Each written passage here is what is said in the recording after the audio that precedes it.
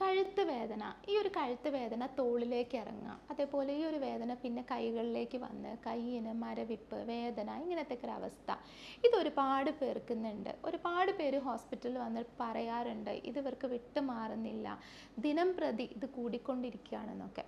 അതുകൊണ്ട് ഇന്നത്തെ വീഡിയോയിൽ നമുക്ക് ഇതെന്താണ്, എന്തുകൊണ്ടാണ് ഇങ്ങനെ വരുന്നത്, ഇതിൻ്റെ കാരണങ്ങൾ എന്തൊക്കെയാണ്, അതേപോലെ ഇത് എങ്ങനെയൊക്കെ നമുക്ക് മാനേജ് ചെയ്തെടുക്കാൻ പറ്റും, ഇതിൻ്റെ ട്രീറ്റ്മെൻറ്റ് രീതി എങ്ങനെയൊക്കെയാണ്, നമ്മൾക്ക് വീട്ടിൽ എന്തൊക്കെ എക്സസൈസും കാര്യങ്ങളും ഇതിനു വേണ്ടി ചെയ്യാൻ പറ്റും, ഇതൊക്കെയാണ് നമ്മൾ ഇന്നത്തെ വീഡിയോയിലൂടെ പറയാൻ പോകുന്നത്. ഞാൻ doctor Tinu S, senior consultant, doctor Basil സോമിയോ ഹോസ്പിറ്റൽ, പാണ്ടിക്കാട്, മലപ്പുറം ജില്ല.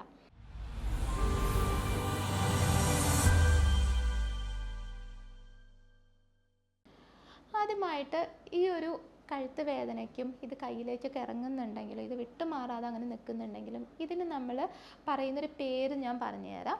ഇതിനെയാണ് നമ്മൾ സെർവൈക്കൽ സ്പോണ്ടൈലോസിസ് എന്നാണ് പറയുക. അതായത് നമ്മുടെ കഴുത്തിൻ്റെ ഈ ഒരു ഭാഗത്ത് ഉള്ള എല്ലിൻ്റെ പേരുകളാണ് സെർവൈക്കൽ വെർട്ടിബ്രേ എന്നുള്ളത്. അതായത് നമ്മുടെ നട്ടെല്ലിൻ്റെ ഏറ്റവും മുകൾ ഭാഗമാണിത്. ഓക്കെ, അപ്പോൾ ഈ ഭാഗത്ത് വരുന്ന ഒരു 7 നട്ടെല്ലിൻ്റെ ഭാഗങ്ങളാണ് സെർവൈക്കൽ വെർട്ടിബ്രേ എന്ന് പറയുന്നത്. ഇത് 7 എണ്ണം ഉണ്ട്. ഇതിന് എന്തെങ്കിലും കാരണങ്ങൾ കൊണ്ട്, അതായത് പ്രായത്തിൻ്റേതോ അല്ലെങ്കിൽ ബാക്കിയുള്ളവ മറ്റെന്തെങ്കിലുമൊക്കെ കാരണങ്ങൾ കൊണ്ട് എന്തെങ്കിലും ഡീജനറേഷനോ തേയ്മാനോ അല്ലെങ്കിൽ അതിനിടയിലുള്ള ഡിസ്ക് സ്ലിപ്പാവേ ഇങ്ങനെയൊക്കെ ചെയ്യുന്ന അവസ്ഥയ്ക്കാണ് നമ്മൾ ഇങ്ങനെയൊരു സെർവൈക്കൽ സ്പോണ്ടൈലോസിസ് എന്ന് പറയുന്നത്.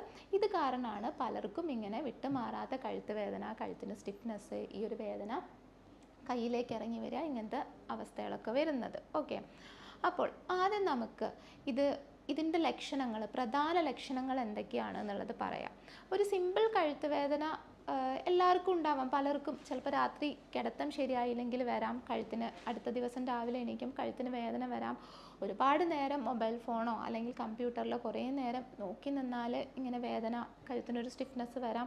പക്ഷേ ഇതെല്ലാം ഒരു സമയം കഴിഞ്ഞാൽ മാറും. ചിലർക്ക് അവർ രാത്രി തല നനച്ച് കിടന്നുറങ്ങിയിട്ട് ആ തല നേരം ഉണങ്ങാത്തത് കൊണ്ട് അടുത്ത ദിവസം ഇങ്ങനെ കഴുത്തിന് വേദന വരാറുണ്ട്. അതേപോലെ തന്നെ ഒന്ന് വെയിലത്ത് ഇറങ്ങിക്കഴിഞ്ഞാൽ അടുത്ത ദിവസം ഇങ്ങനെ കഴുത്തിന് വേദനയായിട്ട് വരാറുണ്ട്. ഇങ്ങനെ ചിലർക്ക് ഒരു പനി വന്നു പോയാലോ അല്ലെങ്കിൽ ജലദോഷം വന്നാലോ ഒക്കെ ഇതിൻ്റെ ഭാഗമായിട്ട് ഇങ്ങനെ കഴുത്ത് വേദന വരാറുണ്ട്. ഇതൊന്നും അല്ലാതെ സ്ഥിരമായിട്ട് ഇങ്ങനെ കഴുത്തിന് സ്റ്റിഫ്നെസ്, നമുക്കൊരു സൈഡിലേക്ക് ഇങ്ങനെ തിരിഞ്ഞ് നോക്കണം എന്നുണ്ടെങ്കിൽ നമ്മളിങ്ങനെ മുഴുവനായിട്ട് ഇങ്ങനെ തിരിഞ്ഞ് നോക്കേണ്ട ഒരവസ്ഥയ്ക്ക് വരാറുണ്ട്. അതേപോലെ ഈ ഒരു വേദന വിട്ടുമാറാതെ എപ്പോഴും നമുക്ക് ഈ ഒരു കഴുത്തിന് സപ്പോർട്ട് കൊടുക്കുക, ഒരു യാത്ര ചെയ്ത് കഴിഞ്ഞാൽ ഈ വേദന കൂടി വരിക, പിന്നെ അതേപോലെ ഈ ഒരു വേദന ഈ ഒരു ഷോൾഡറിലേക്ക് വന്ന് കയ്യിലേക്ക് ഇറങ്ങി കയ്യിന് മരവിപ്പ്, കുത്തൽ, ചിലപ്പോൾ ചുട്ടുനീറ്റൽ വരാം, ഈ കൈയും കൊണ്ടൊന്നും നേരെ പിടിക്കാൻ പറ്റാത്തൊരവസ്ഥ, എന്നാൽ ഒരു ചായക്കപ്പ് പോലും ഈ കൈ കൊണ്ട് പിടിക്കാൻ പറ്റാത്ത അവസ്ഥ, കയ്യിന് സെൻസേഷൻ കുറയുന്ന അവസ്ഥ, ഒരു ടിംഗ്ലിങ് സെൻസേഷൻ, ഒരു ഇക്കിളി ആവുന്നൊരവസ്ഥ, ഇങ്ങനെയൊക്കെ വരാറുണ്ട് പലർക്കും.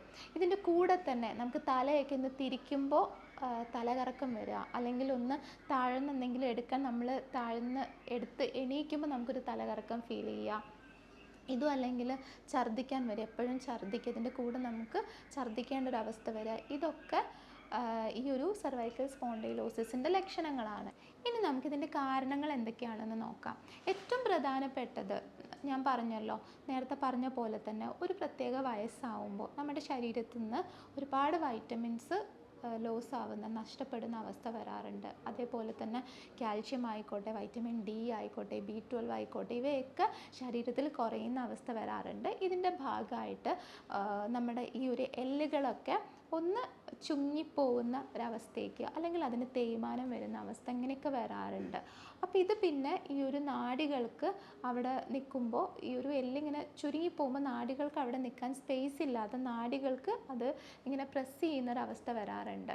അതേപോലെ ഈ ഒരു വൈറ്റമിൻ B12 നമ്മുടെ ശരീരത്തിൽ കുറഞ്ഞിട്ടുണ്ടെങ്കിൽ നാഡികളുടെ ആരോഗ്യത്തിന് ഇത് ബാധിക്കാറുണ്ട്. പിന്നെ വേറൊന്നാണ് ഡിസ്ക് അവിടെ നിന്ന് മാറിപ്പോകുന്ന അവസ്ഥ, ഡിസ്ക് തെറ്റുക എന്നൊക്കെ പറയും സാധാരണക്കാർ, ഡിസ്ക് സ്ലിപ്പാവുക, ഹെർണിയേറ്റഡ് ഡിസ്ക് വരിക.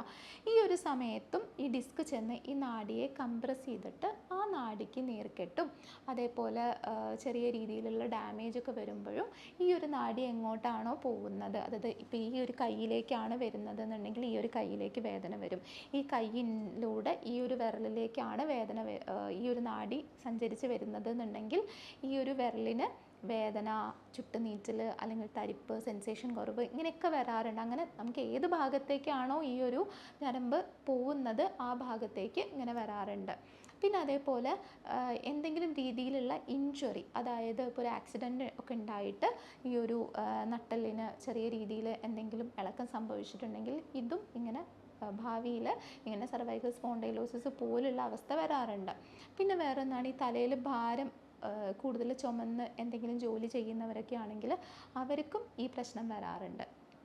പിന്നെ വേറെ മറ്റൊന്നാണ് ഒരുപാട് നേരം ഇരിക്കുക, ഒരുപാട് നേരം ഇങ്ങനെ ഈ ഒരു പോസ്ചർ വ്യത്യാസമായിട്ട് ഇരിക്കുന്ന ജോലിയൊക്കെ ഉണ്ടാവും. ഇപ്പോൾ IT പ്രൊഫഷണൽസ്, അതേപോലെ ഫോൺ ഒരുപാട് നേരം ഇങ്ങനെ കുനിഞ്ഞിരുന്ന് നോക്കുന്നവർക്ക്, അങ്ങനെയൊക്കെ ഈ ഒരു എല്ലിൻ്റെ ഷേപ്പ് വ്യത്യാസം വരാറുണ്ട്. ഇപ്പോൾ 2 എല്ല് ഇങ്ങനെ നിൽക്കുകയാണെങ്കിൽ അതിലൊരു എല്ല് ഇങ്ങനെ മാറിപ്പോയിട്ട് ഇങ്ങനെ നിൽക്കുന്നൊരവസ്ഥയ്ക്ക് വരാറുണ്ട്. പിന്നെ കിടത്തത്തിൻ്റെ പോസ്ചർ വ്യത്യാസം വന്നാൽ, അത് തലയണ നമ്മൾ നേരെ വെക്കാതെ സ്ഥിരമായിട്ട് അങ്ങനെ കിടക്കുകയാണെങ്കിലൊക്കെ ഇങ്ങനെ ഈ ഒരു ഭാഗത്തേക്ക് ആ ഒരു എല്ലിൻ്റെ ഷേപ്പ് വ്യത്യാസം വന്നിട്ടൊക്കെ ഈ ഒരു അവസ്ഥയിലേക്ക് പോവാറുണ്ട്. പിന്നെ നേരത്തെ പറഞ്ഞ പോലെ തന്നെ ഈ ഒരു ഏജ് റിലേറ്റഡ് അല്ലെങ്കിൽ പോലും നമ്മുടെ ശരീരത്തിൽ വൈറ്റമിൻസിൻ്റെ കുറവ്, വൈറ്റമിൻ D, കാൽഷ്യം, B12 ഇതിൻ്റെയൊക്കെ കുറവ് ഭക്ഷണത്തിലൂടെ ഒന്നും നേരെ കിട്ടുന്നില്ല എന്നൊക്കെ ഉണ്ടെങ്കിലും ഒക്കെ ഇങ്ങനെ ഈ ഒരു കഴുത്തിന് ഇങ്ങനെ എന്താ പറയുക, എന്തെങ്കിലും രീതിയിലുള്ള തേയ്മാനമൊക്കെ വരാറുണ്ട്. പിന്നെ അതേപോലെ പല രീതിയിലുള്ള ആർത്രൈറ്റിക്സ് നമ്മുടെ കഴുത്തിനെ ബാധിക്കുമ്പോൾ, നമ്മുടെ ഈ ഒരു കഴുത്തിൻ്റെ ഈ ഒരു നട്ടെല്ലിൻ്റെ ഭാഗം ഈ ഒരു ഭാഗത്താണല്ലോ, അപ്പോൾ ഇവിടെ ബാധിക്കുമ്പോഴൊക്കെ ഇങ്ങനെ നമുക്ക് കഴുത്ത് വേദനയും അത് കയ്യിലേക്ക് വരുന്ന അവസ്ഥയൊക്കെ വരാറുണ്ട്. ഓക്കെ, അപ്പോൾ ഇതൊക്കെയാണ് ഇതിൻ്റെ കാരണങ്ങൾ എന്ന് പറയുന്നത്. ഇനി നമുക്കിതിൻ്റെ ചികിത്സാ രീതി എങ്ങനെയൊക്കെയാണെന്ന് നോക്കാം. അപ്പോൾ ഓരോ മനുഷ്യനും ഇതിൻ്റെ കാരണങ്ങൾ ഓരോന്നാണല്ലോ. ചിലർക്ക് വൈറ്റമിൻ ഡെഫിഷ്യൻസി ആയിരിക്കാം, ചിലർക്ക് ഏജ് കാരണമായിരിക്കാം, ചിലർക്ക് എന്തെങ്കിലും രീതിയിലുള്ള തേയ്മാനം കാരണമായിരിക്കാം, ചിലർക്ക് ഇതൊരു ഇവിടേക്ക് എന്തെങ്കിലും ഇടി കിട്ടിയതിൻ്റെയോ ഒരു ആക്സിഡൻറ്റ് മൂലം ഒക്കെ ആയിരിക്കും ഇതിൻ്റെ കാരണങ്ങൾ എന്ന് പറയുന്നത്.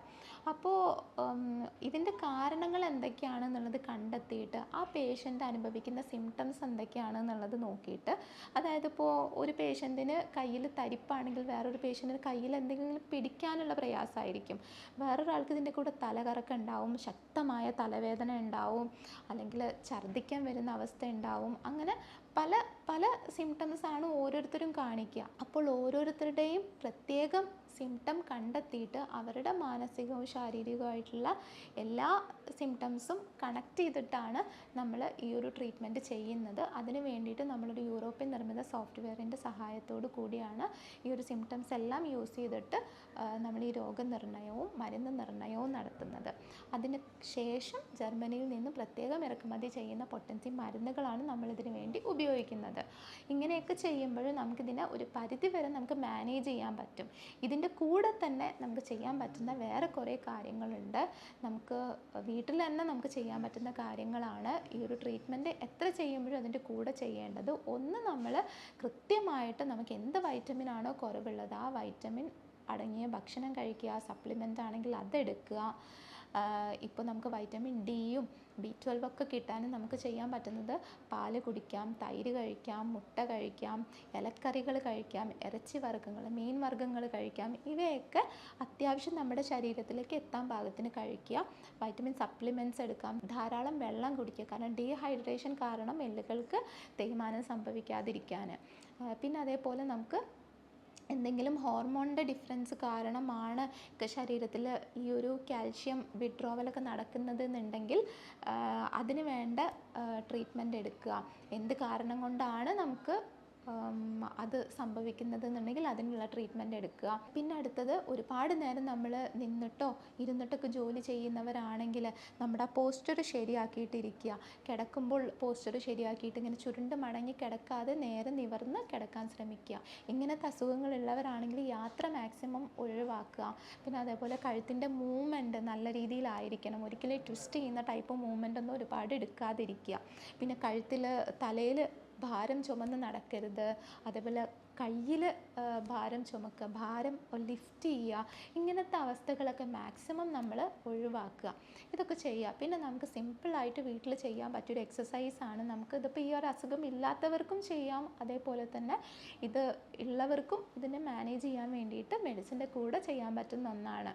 നമ്മളിങ്ങനെ ഒരു കുറച്ച് പ്രാവശ്യം ഇങ്ങനെ തലേനെ ഈ ഒരു ഷോൾഡറിൽ മുട്ടിക്കുക, അതേപോലെ തന്നെ ഈ ഒരു ഷോൾഡറിൽ മുട്ടിക്കുക. അതേപോലെ ഫ്രണ്ടിക്കും ഇതേപോലെ തന്നെ നമ്മൾ കൊണ്ടുവരിക, ബാക്കിക്കും കൊണ്ടുവരിക. ഇങ്ങനെ നമ്മളൊരു 8-10 പ്രാവശ്യം നമ്മൾ ഒരു ദിവസം 2 പ്രാവശ്യമൊക്കെ ചെയ്താൽ ഇത് നമ്മുടെ ഇവിടുത്തെ ഒരു എല്ലുകൾക്ക്, നാഡികൾക്ക്, മസിൽസിന് ഒക്കെ നല്ലതാണ്. പിന്നെ അടുത്തത് ഈ ഒരു പിക്ചറിൽ കാണുന്ന പോലെ നമ്മൾ ഈ ഒരു വിരൽ വെച്ചിട്ട് ഒരു 10 മിനിറ്റ് രാവിലെയും രാത്രിയും നമ്മൾ പ്രഷർ കൊടുക്കുന്നത് ഈ ഒരു നാഡികളുടെ ആരോഗ്യത്തിനും അതേപോലെ എല്ലുകളുടെ ആരോഗ്യത്തിനും ഒക്കെ വളരെ നല്ലതാണ്. ഇത്രയും കാര്യങ്ങൾ നിങ്ങൾ ഈ ഒരു ട്രീറ്റ്മെൻറ്റിൻ്റെ കൂടെ തന്നെ ഒരു മാനേജ്മെൻറ്റ് എന്നുള്ള രീതിയിൽ ചെയ്യുക. ഈ ഒരു കഴുത്ത് വേദന, കഴുത്തിൻ്റെ സ്റ്റിഫ്നെസ്, ഈ ഒരു വേദന കയ്യിലേക്ക് ഇറങ്ങുന്നതിന്, സെർവൈക്കൽ സ്പോണ്ടൈലോസിസ് ഇതുപോലുള്ള അവസ്ഥകളുടെ ചികിത്സയ്ക്കും അതേപോലെ സംശയങ്ങൾക്കും എല്ലാം വേണ്ടിയിട്ട് നിങ്ങൾക്ക് എന്നെ കോൺടാക്റ്റ് ചെയ്യാവുന്നതാണ്.